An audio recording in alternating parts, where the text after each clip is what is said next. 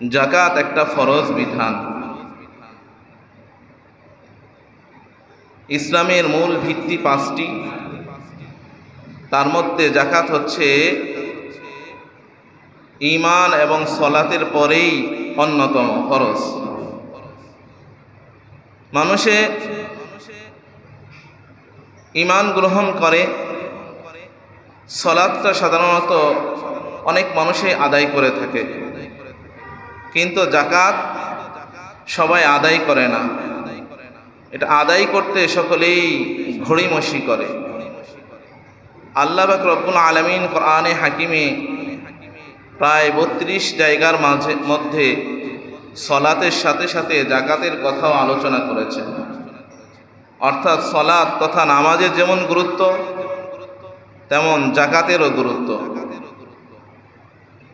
আল্লাহ নবী সাল্লাল্লাহু আলাইহি সাল্লাম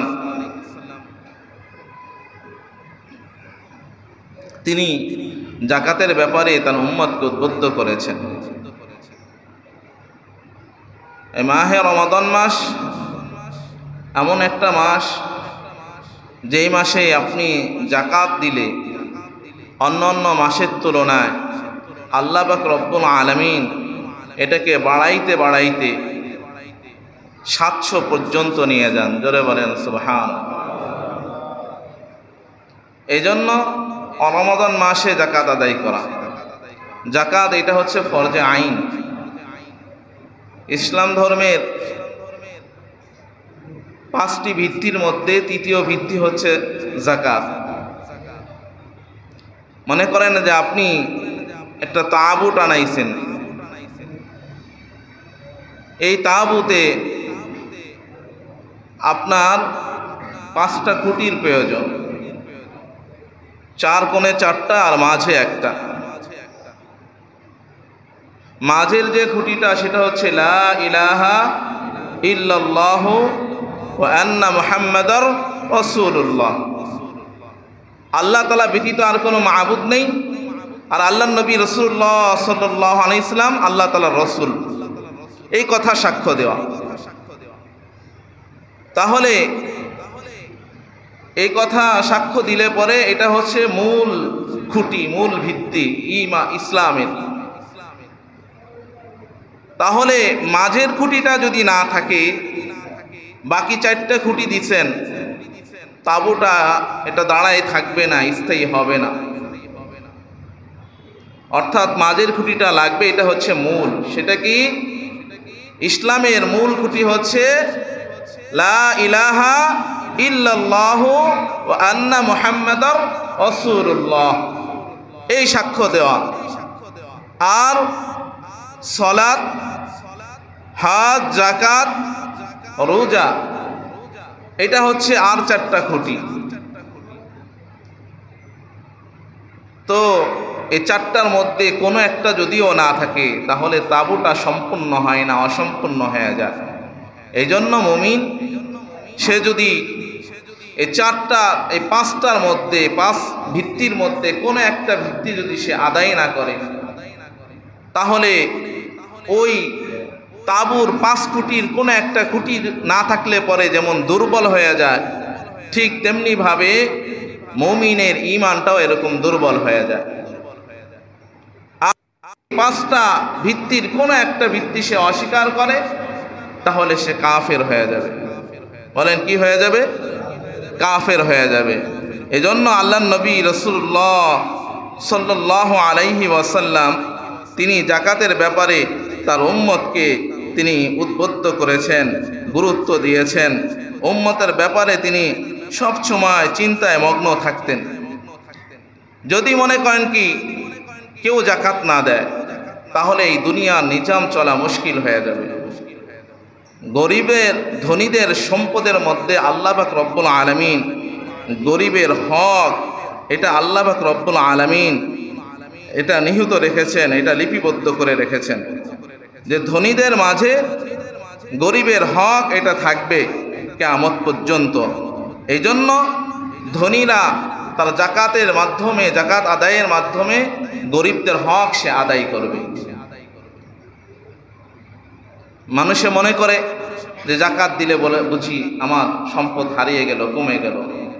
না, সম্পদ এটা আপনার কমে না, হারায় না, বরং বাড়তেই থাকে। জোরে বলেন না সুবহানাল্লাহ। জাকাত আদায়ের মাধ্যমে আপনার সম্পদে কখনোই কমতি আসবে না। এই জন্য মনে করেন যে আমার সম্পদ বুঝি কমে যাবে। আল্লাহ তাআলা যাকে ইচ্ছা তাকেই সম্পদ দান করেন, যাকে ইচ্ছা তাকেই সম্পদ থেকে সংকীর্ণতা দিয়ে দেন। মনে করবেন যে অমুকে এত টাকার মালিক, সে দান করে না, আমি যদি এই টাকার মালিক হইতাম আমি দান করে একদম পুরা হাত খুইলা দান করতাম, মানুষকে দেখায় দিতাম দান কাকে বলে। আসলে আপনি যদি সেই জায়গায় হইতেন, আপনি দান করতেন না না করতেন এটা আল্লাহ তাআলাই ভালো জানেন।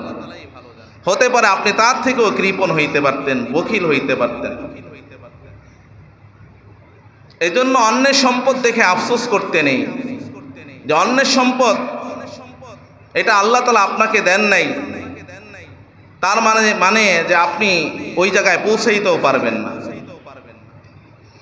এই জন্য আল্লাহ পাক রব্বুল আলামিন বলেন, আল্লাহু ইয়াবসুতুর রিজকা লিমান ইয়াশাউ ওয়া ইয়াকদির ওয়া ফারিহু বিল হায়াতিদ দুনিয়া ওয়া মাল হায়াতুদ দুনিয়া ফিল আখিরাতি ইল্লা মাতা'।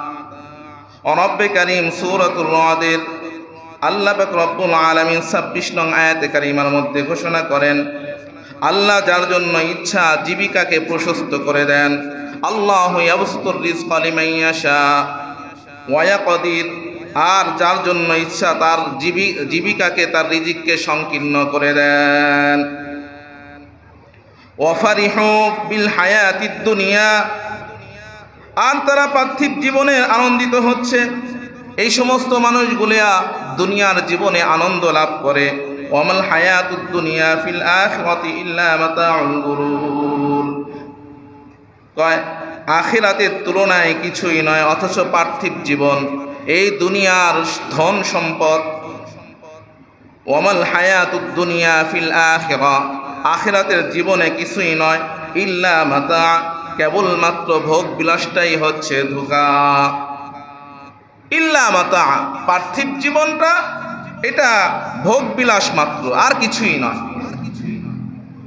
আল্লাহ পাক রব্বুল আলামিন সূরাতুল বনী ইসরাঈলের 30 নং আয়াতে কারিমার মধ্যে ঘোষণা করেন, ইন্না রাব্বাকা ইয়াবসুতুর রিজকা লিমান ইয়াশাউ ওয়া ইয়াকদির ইন্নাহু কানা বিইবাদিহি খাবীরাম বাসীরা। নিশ্চয়ই আপনার প্রতিপালক যার জন্য ইচ্ছা জীবিকাকে প্রশস্ত করে দেন, ওয়া ইয়াকদির, যার জন্য ইচ্ছা সংকীর্ণ করে দেন, ইন্নাহু কানা বিইবাদিহি খাবীরাম বাসীরা, নিশ্চয়ই তিনি তার বান্দাদের সম্পর্কে বিশেষভাবে জানেন ও দেখেন। আল্লাহ পাক রব্বুল আলামিন সূরাতুল আনকাবুতের 62 নং আয়াতে কারিমার মধ্যে ঘোষণা করেন, ইন্নাল্লাহা ইয়াবসুতুর রিজকা লিমান ইয়াশাউ মিন ইবাদিহি ওয়া ইয়াকদিরু লাহু ইন্নাল্লাহা বিকুল্লি শাইইন আলীম। আল্লাহ তাআলা তার বান্দাদের মধ্যে যার জন্য ইচ্ছা তার জীবিকাকে প্রশস্ত করে দেন এবং যার জন্য ইচ্ছা সংকীর্ণ করে দেন। ইন্নাল্লাহা বিকুল্লি শাইইন আলীম, নিশ্চয়ই আল্লাহ পাক রব্বুল আলামিন সব কিছু সম্পর্কে জানেন। আল্লাহ পাক রব্বুল আলামিন সূরাতুর রুমের 37 নং আয়াতে কারিমার মধ্যে ঘোষণা করেন, আওয়ালাম ইয়ারাউ আন্নাল্লাহা ইয়াবসুতুর রিজকা লিমান ইয়াশাউ ওয়া ইয়াকদির ইন্না ফী যালিকা লাআয়াতিন লিকাওমিন ইউমিনুন। তারা কি দেখেনি যে আল্লাহ যার জন্য ইচ্ছা জীবিকাকে প্রশস্ত করে দেন এবং যার জন্য ইচ্ছা সংকীর্ণ করে দেন, ইন্না ফী যালিকা লাআয়াতিন লিকাওমিন ইউমিনুন, নিশ্চয়ই এতে বিশ্বাসী সম্প্রদায়ের জন্য নিদর্শন রয়েছে। আল্লাহ পাক রব্বুল আলামিন সূরাতুস সাবার 36 নং আয়াতে কারিমার মধ্যে ঘোষণা করেন, কুল ইন্না রাব্বী ইয়াবসুতুর রিজকা লিমান ইয়াশাউ ওয়া ইয়াকদির, ও নবী আপনি বলুন, ইন্না রাব্বী, নিশ্চয়ই আমার প্রতিপালক, ইয়াবসুতুর রিজকা লিমান ইয়াশাউ ওয়া ইয়াকদির, যার জন্য ইচ্ছা জীবিকাকে প্রশস্ত করে দেন এবং যার জন্য ইচ্ছা সংকীর্ণ করে দেন, ওয়ালাকিন্না আকসারান নাসি লা ইয়ালামুন, অধিকাংশ মানুষই এইটা বুঝে না, অধিকাংশ মানুষই এটা জানে না। ওয়ালাকিন্না আকসারুন নাসি লা ইয়ালামুন। মনে করে যে আমার যদি এরকম সম্পদ হইতো আপনার হবে না, আল্লাহ তাআলা আপনাকে দেন নাই, দিবে না।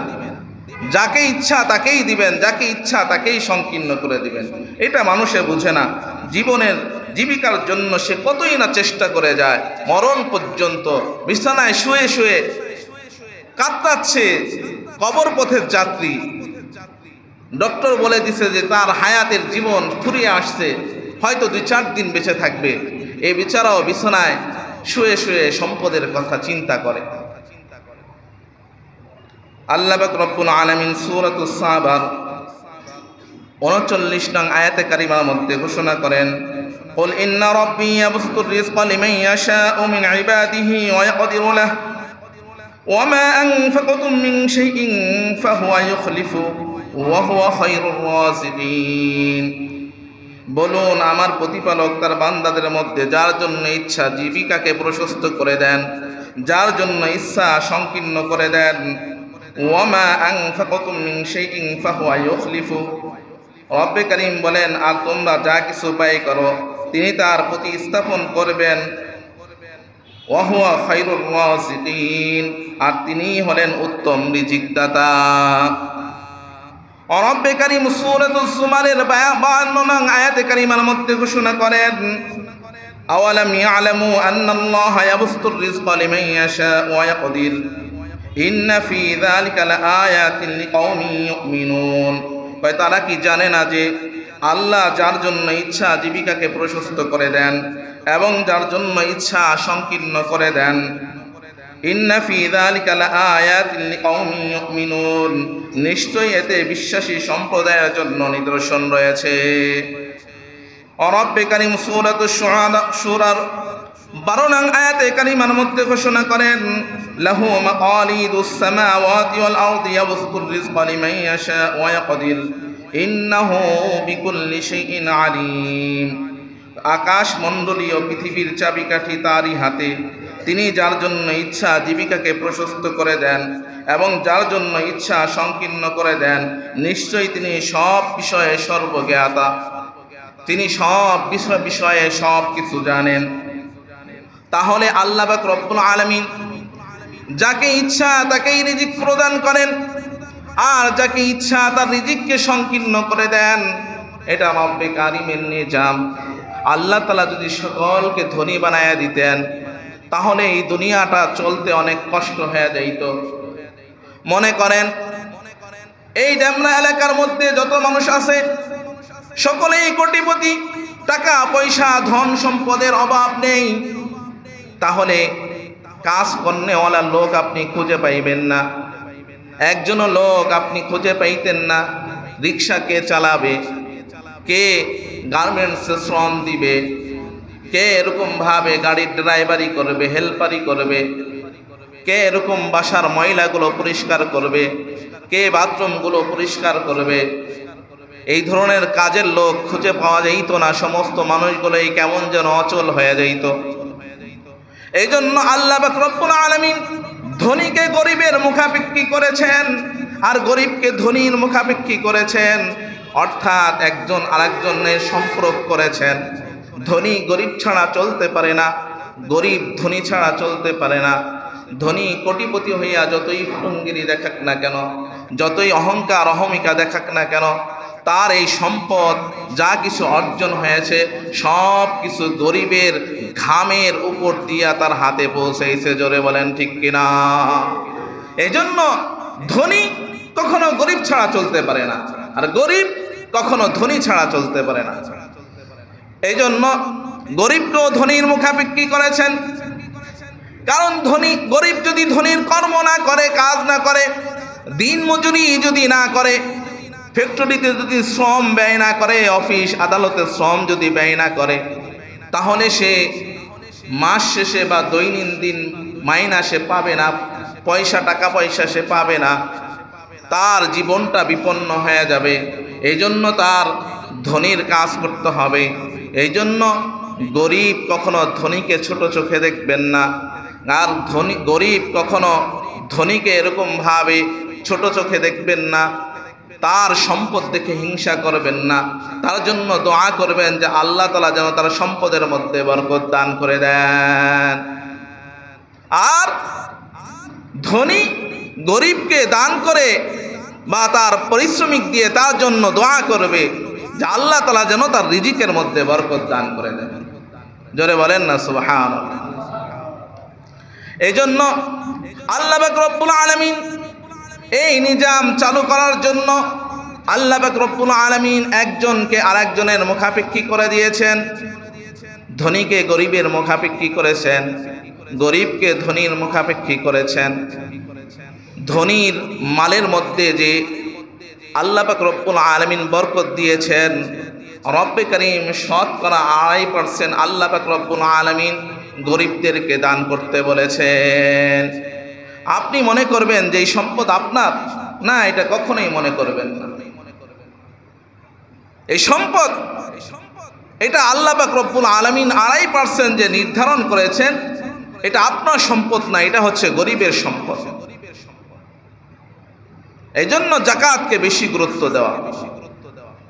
হাবিবে কিবরিয়া নবী রাসূলুল্লাহ সাল্লাল্লাহু আলাইহি ওয়াসাল্লাম বলেন, বুনিয়াল ইসলামু আলা খামসিন শাহাদাতি আল্লা ইলাহা ইল্লাল্লাহ ওয়া আন্না মুহাম্মাদার রাসূলুল্লাহ।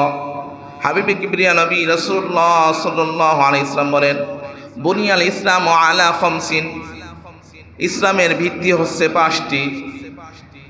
শাহাদাতি আল্লা ইলাহা ইল্লাল্লাহ ওয়া আন্না মুহাম্মাদার রাসূলুল্লাহ, এই সাক্ষ্য দেওয়া যে আল্লাহ তাআলা ব্যতীত আর কোনো মাবুদ নেই এবং মুহাম্মদ রাসূলুল্লাহ সাল্লাল্লাহু আলাইহি ওয়াসাল্লাম আল্লাহ তাআলার রাসূল। ওয়া ইকামিস সালাহ, সালাত আদায় করা। ওয়া ইতাইজ যাকাত, যাকাত প্রদান করা। ওয়াল হাজ্জি, আর হজের মৌসুমে সামর্থ্যবান হলে হজ করা।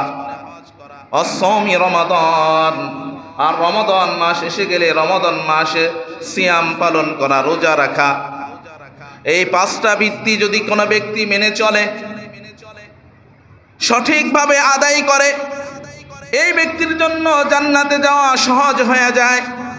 আল্লাহ পাক রব্বুল আলামিন মূল এই 5টা বিধান, এই বিধানের প্রতি আমল করার কারণে আল্লাহ পাক রব্বুল আলামিন হয়তো আশা করা যায় তার ছোট ছোট গুনাহগুলো আল্লাহ পাক রব্বুল আলামিন এই বিশাল বিশাল আমল করার কারণে আল্লাহ পাক রব্বুল আলামিন মাফ করে দিতে পারেন। এই জন্য এই মৌলিক বিষয়গুলো, এটার প্রতি বিশেষ গুরুত্ব দেওয়া। আল্লাহ পাক রব্বুল আলামিন বলেন, যাকাত কাদের থেকে নিতে হবে, যাকাত কে প্রদান করবে।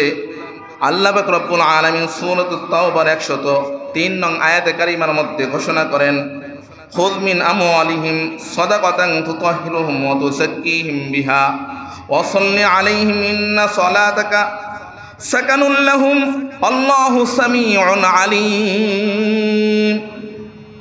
আল্লাহ পাক রব্বুল আলামিন বলেন, তাদের সম্পদ থেকে সদকা গ্রহণ করুন। খুয মিন আমওয়ালিহিম সাদাকা, আল্লাহ পাক রব্বুল আলামিন আল্লাহর নবী রাসূলুল্লাহ সাল্লাল্লাহু আলাইহি ওয়াসাল্লামকে আদেশ করতেছেন যে আপনি তাদের থেকে সদকা গ্রহণ করুন। তুতাহহিরুহুম ওয়া তুযাক্কিহিম, আল্লাহ পাক রব্বুল আলামিন বলেন, যার দ্বারা আপনি তাদের পবিত্র করবেন এবং তাদেরকে পরিশুদ্ধ করবেন। দান, সদকা, যাকাত এটা গ্রহণ করার মাধ্যমে বান্দার ঈমানকে আল্লাহ পাক রব্বুল আলামিন, কুলুষিত ঈমানকে পবিত্র করে দেন। জোরে বলেন না সুবহানাল্লাহ। আল্লাহ পাক রব্বুল আলামিন তার অশুদ্ধ ঈমানকে শুদ্ধ করে দেন, বিশুদ্ধ করে দেন। জোরে বলেন সুবহানাল্লাহ। তা আল্লাহ পাক রব্বুল আলামিন বলেন যে কেন আপনি যাকাত তাদের থেকে গ্রহণ করবেন। তুতাহহিরুহুম ওয়া তুযাক্কিহিম, তাদেরকে পবিত্র করবেন এবং তাদেরকে পরিশুদ্ধ করার জন্য তাদের থেকে যাকাত গ্রহণ করবেন। ওয়া তুযাক্কিহিম বিহা ওয়া সাল্লি আলাইহিম, এবং যাকাত নেওয়ার পরে, সদকা নেওয়ার পরে তাদের জন্য দোয়া করবেন। ইন্না সালাতাকা সাকানুল লাহুম, আপনার দোয়া তাদের জন্য প্রশান্তির কারণ হবে। ইন্না সালাতাকা সাকানুল লাহুম, আপনি তাদের জন্য যে দোয়া করবেন এই দোয়া তাদের জন্য প্রশান্তির কারণ হবে। আল্লাহু সামিউন আলিম, আল্লাহ হলেন সর্বশ্রেষ্ঠ শ্রোতা, সর্বজ্ঞ এবং সর্বশ্রেষ্ঠ শ্রোতা। আল্লাহু সামিউন আলিম, সর্বশ্রোতা এবং সর্বজ্ঞ। কোন কোন বিষয়ে যাকাত প্রদান করবেন? সূরাতুত তাওবার 34 নং আয়াতে কারিমার মধ্যে রব্বে কারীম ঘোষণা করেন, ওয়াল্লাযীনা ইয়াকনিজুনায যাহাবা ওয়াল ফিদ্দা ওয়া লা ইয়ানফিকুনাহা ফী সাবিলিল্লাহি ফাবাশশিরহুম বিআযাবিন আলীম। যারা স্বর্ণ রূপা জমা করে রাখে, ওয়াল্লাযীনা ইয়াকনিজুনায যাহাবা ওয়াল ফিদ্দা, যারা স্বর্ণ রূপাকে জমা করে রাখে, পুঞ্জীভূত করে রাখে, ওয়া লা ইয়ানফিকুনাহা ফী সাবিলিল্লাহ, আর এইগুলোকে তারা আল্লাহর পথে ব্যয় করে না, ফাবাশশিরহুম বিআযাবিন আলীম, তাদের জন্য যন্ত্রণাদায়ক কঠিন শাস্তির সুসংবাদ প্রদান করুন। শাস্তির ব্যাপারে কি সুসংবাদ হয় না দুঃসংবাদ হয়? বলেন। তাহলে আল্লাহ তাআলা যে বললেন যে সুসংবাদ দেন, মানে শাস্তিটা কঠিন আকারে হবে। আমরা আমাদের কারো ব্যাপারে যদি একটা খারাপ বিষয় শুনি, তাহলে একটু মস্কারা করে বা ব্যঙ্গ করে তাকে বলি, তোমার জন্য একটা সুসংবাদ আছে, কঠিন সুসংবাদ। বলি কি বলি না? বলেন। তার মানে তার কপালে দুঃখ আছে। তা আল্লাহ পাক রব্বুল আলামিন এরকম বলতেছেন যে বান্দা, তোমার জন্য রয়েছে, ও আল্লাহর পয়গম্বর, আপনি তাদেরকে যন্ত্রণাদায়ক শাস্তির সুসংবাদ প্রদান করুন। তাহলে যাকাত আদায় করবেন স্বর্ণ রূপা আর হচ্ছে টাকা, এই তিন বস্তু।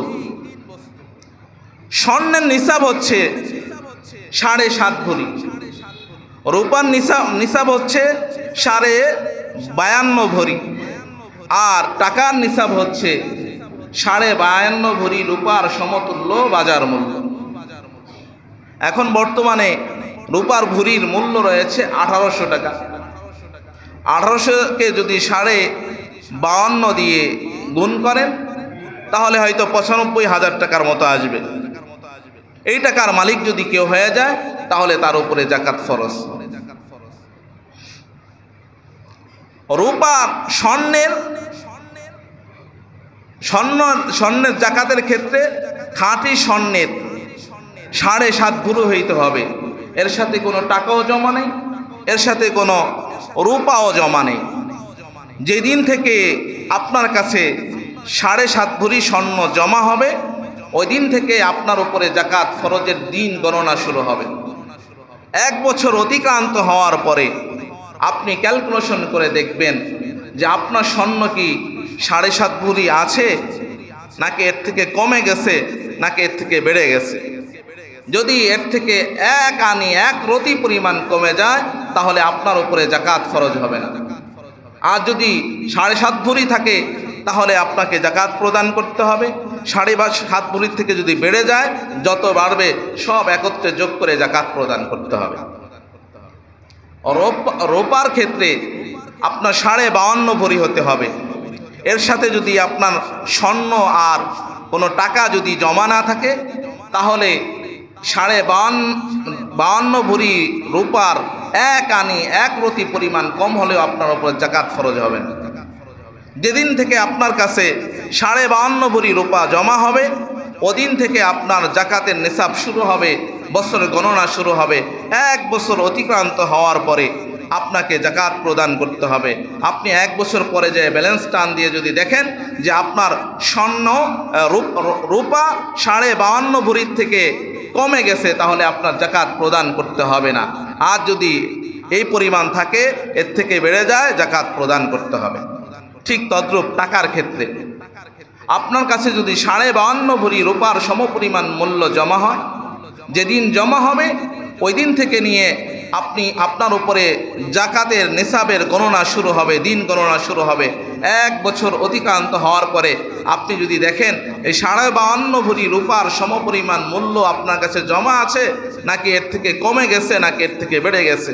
যদি কমে যেয়ে থাকে যাকাত প্রদান করতে হবে না, যদি বেড়ে গিয়ে থাকে তাহলে আপনাকে যাকাত প্রদান করতে হবে, সমান থাকলেও যাকাত প্রদান করতে হবে।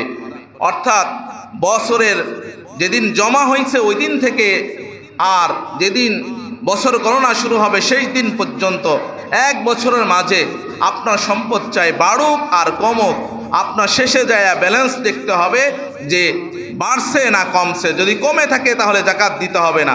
মাঝে আপনি কোটি কোটি টাকার মালিক হয়ে গেছেন, কিন্তু বছর শেষে যায় দেখা যাইতেছে আপনার টাকা 52.5 ভরি রূপার সমপরিমাণ মূল্য থেকে কমে গিয়েছে, তাহলে আপনার যাকাত প্রদান করতে হবে না। আর যদি এর থেকে বেড়ে যায় থাকে তাহলে আপনাকে যাকাত প্রদান করতে হবে। স্বর্ণ আর রূপা আর হচ্ছে টাকা, অর্থাৎ আপনার কাছে কিছু টাকা জমা আছে, কিছু স্বর্ণ জমা আছে, আর কিছু রূপা জমা আছে। 3 বস্তু অল্প অল্প করে জমা আছে। এই অল্প অল্প জমাকৃত বস্তু একত্র করলে এর মূল্য যদি এই যাকাতের 3 খাতের অর্থাৎ 3 বিষয়ের স্বর্ণের, রূপা আর টাকার 3 নিসাবের যে কোনো একটা নিসাব যদি পূর্ণ হয়ে যায় তবুও আপনার উপরে যাকাত ফরজ হবে। অথবা স্বর্ণ, রূপা, টাকা এই 3 বস্তুর যে কোনো 2 বস্তু মিলে যদি আপনার যে কোনো একটা নিসাব পূর্ণ হয়, হয়তো 7.5 ভরি স্বর্ণের নিসাব হয়েছে, অথবা 52.5 ভরি রূপার নিসাব হয়েছে, অথবা 52.5 ভরি রূপার সমপরিমাণ মূল্যর নিসাব হয়েছে, তবুও আপনার উপরে যাকাত ফরজ হবে। এই জন্য এই বিষয়টা খুব খেয়াল রাখা। এর সাথে যত সম্পদ আছে সমস্ত সম্পদের হিসাব একত্রে করে আপনি 2.5% বের করে দিবেন শতকরা। এরপরে আপনার জমাকৃত ব্যাংক ব্যালেন্স যেগুলা ডিপোজিট করা আছে এগুলো এই হিসাবের মধ্যে আসবে। ব্যবহারের স্বর্ণ অলংকার যা রয়েছে এগুলোরও যাকাত দিতে হবে। এগুলোর যাকাত কে প্রদান করবে? এটা যদি আপনার স্ত্রী এই স্বর্ণের মালিক হয়ে থাকে, তাকে যদি মালিকানা দিয়ে দেন তাহলে সেই এই সম্পদের যাকাত প্রদান করবে, তার উপরেই যাকাত ফরজ হবে, স্বামীর উপরে নয়। ব্যক্তি মালিকানা দিন। আর স্বামী যদি এটা তার পক্ষ থেকে তার কাছ থেকে অনুমোদন নিয়ে যদি আদায় করে দেয় তাহলে স্ত্রীর পক্ষ থেকে আদায় হয়ে যাবে। অনেকে একটা কথা বলে থাকেন যে ব্যবহারের অলংকারের ক্ষেত্রে যাকাত হয় না। না, ব্যবহারের অলংকারের ক্ষেত্রেও যাকাত হবে। এই বিষয়টা আমাদের খুব খেয়াল রাখা অত্যন্ত জরুরি। আল্লাহ পাক রব্বুল আলামিন আমাদেরকে আমল করা তৌফিক দান করে দেন। রব্বে কারীম সূরাতুত তাওবার 35 নং আয়াতে কারিমার মধ্যে বলেন যাকাত না দিলে পরে তার কি ক্ষতি। রব্বে কারীম বলেন ইয়াউমা ইউহমা আলাইহা ফি নারি জাহান্নাম ফাতুকওয়া বিহা জিবাহুহুম ওয়া জুনুবুহুম ওয়া যুহুরুহুম হাযা মা কানাসতুম লিআনফুসিকুম ফাযুকু মা কুনতুম তাকনিজুন। আল্লাহ পাক রব্বুল আলামিন বলেন ইয়াউমা ইউহমা আলাইহি ফি নারি জাহান্নাম, সেদিন অর্থাৎ কিয়ামতের দিন তাদের সম্পদকে জাহান্নামের আগুনের মধ্যে জ্বালাইয়া উত্তপ্ত করা হবে, জ্বালানো হবে। ফাতুকওয়া বিহা জিবাহুহুম ওয়া জুনুবুহুম ওয়া যুহুরুহুম, আর এইগুলোকে গরম করে তাদের গণ্ড দেশে, তাদের পার্শ্ব দেশে, তাদের পিঠে ছাকা দেওয়া হবে। তাদেরকে এরকম এইভাবে তাদেরকে শাস্তি প্রদান করা হবে। হাযা মা কানাসতুম লিআনফুসিকুম, তাদেরকে বলা হবে এই হলো তোমাদের সেই সম্পদ, সেই মাল যা তোমরা তোমাদের নিজেদের জন্য পুঞ্জীভূত করতে। ফাযুকু মা কুনতুম তাকনিজুন, আজকে তোমরা সেই সম্পদ জমা করার বিনিময়ে এই শাস্তির স্বাদ আস্বাদন করতে থাকো। আল্লাহ পাক রব্বুল আলামিন আমাদেরকে এই সমস্ত আযাব থেকে হেফাজত করার তৌফিক দান করে দেন। আল্লাহ পাক রব্বুল আলামিন আমাদেরকে আমাদের মাল সম্পদের সঠিকভাবে যাকাত আদায় করার তৌফিক দান করে দেন। রব্বে কারীম সূরাতুল আলে ইমরানের 180 নং আয়াতে কারিমার মধ্যে ঘোষণা করেন ওয়ালা ইয়াহসাবান্নাল্লাযীনা ইয়াবখুলুনা বিমা আতাহুমুল্লাহু মিন ফাদলিহি ওয়া হুয়া খায়রুল লাহুম বাল হুয়া শাররুল লাহুম সায়ুতাওয়াকুনা মা বাখিলু বিহি ইয়াওমাল কিয়ামা ওয়ালিল্লাহি মিরাসুস সামাওয়াতি ওয়াল আরদ আল্লাহু বিমা তা'মালুনা খাবীর। যারা সেই সম্পদ কৃপণতা করে, সম্পদে কৃপণতা করে, যারা সেই সম্পদে কৃপণতা করে, ওয়ালা ইয়াহসাবান্নাল্লাযীনা ইয়াবখালুনা বিমা আতাহুমুল্লাহু মিন ফাদলি, যা তাদেরকে আল্লাহ পাক রব্বুল আলামিন অনুগ্রহ করে দান করেছেন সেগুলা দিতে কার্পণ্য করে। ওয়া হুয়া খায়রুল লাহুম, তারা যেন মনে না করে যে এটাই বুঝি তাদের জন্য কল্যাণ। বাল হুয়া শাররুল লাহুম, বরঞ্চ এটা তাদের জন্য অকল্যাণ।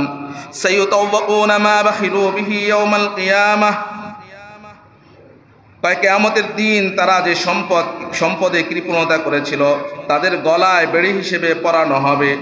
সাইয়ুতাওয়াকুনা মা বাখিলু বিহি ইয়াওমাল কিয়ামাহ ওয়ালিল্লাহি মিরাসুস সামাওয়াতি ওয়াল আরদ, আর আসমান জমিনের ধন সম্পদের মালিকানা একমাত্র আল্লাহ তাআলার জন্য। আল্লাহু বিমা তা'মালুনা খাবীর, আল্লাহ সে সম্পর্কে খুব ভালোই জানেন। যাকাত কাদেরকে প্রদান করবেন? 8 শ্রেণীর লোককে যাকাত প্রদান করবেন। ইন্নামাস সাদাকাতু লিল ফুকারা'i ওয়াল মাসাকিন ওয়াল আমিলিনা আলাইহা ওয়াল মুআল্লাফাতি কুলুবুহুম ওয়া ফির রিকাবি ওয়াল গারিমিনা ওয়া ফি সাবিলিল্লাহি ওয়া ইবনিস সাবিল ফরিদাতাম মিনাল্লাহ আল্লাহু আলিমুন হাকীম। নিশ্চয়ই সদকা যাকাত ফকির দরিদ্রদেরকে প্রদান করবে।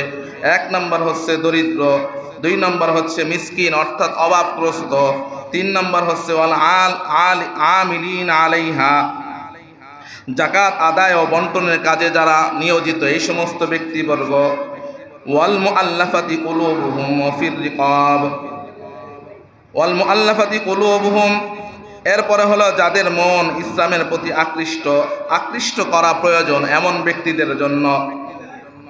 অফির রিকাব ওয়াল গারিমিনা ফি সাবিলিল্লাহ, আর ঋণগ্রস্তদের জন্য যাকাত প্রদান করবে।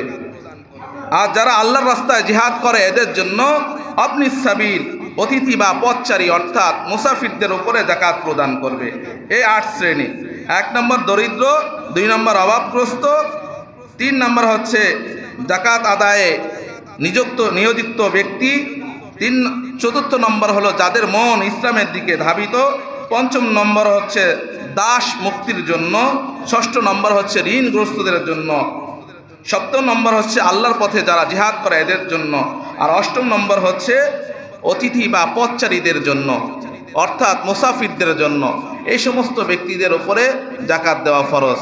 আল্লাহ পাক রব্বুল আলামিন আল্লাহ তাআলার বিধান বুঝে আমাদেরকে যাকাত প্রদান করার তৌফিক দান করে দেন।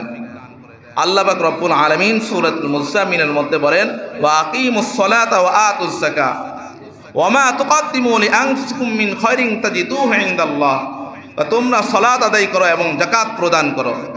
ওয়া মা তুকদ্দিমু লিআনফুসিকুম মিন খায়রিন তাজিদুহু ইনদাল্লাহ, যা তোমরা তোমাদের নিজেদের জন্য আগে পাঠাবে সেটা আল্লাহ পাক রব্বুল আলামিনের কাছে তোমরা পাবে উত্তম রূপে। জোরে বলেন না সুবহানাল্লাহ।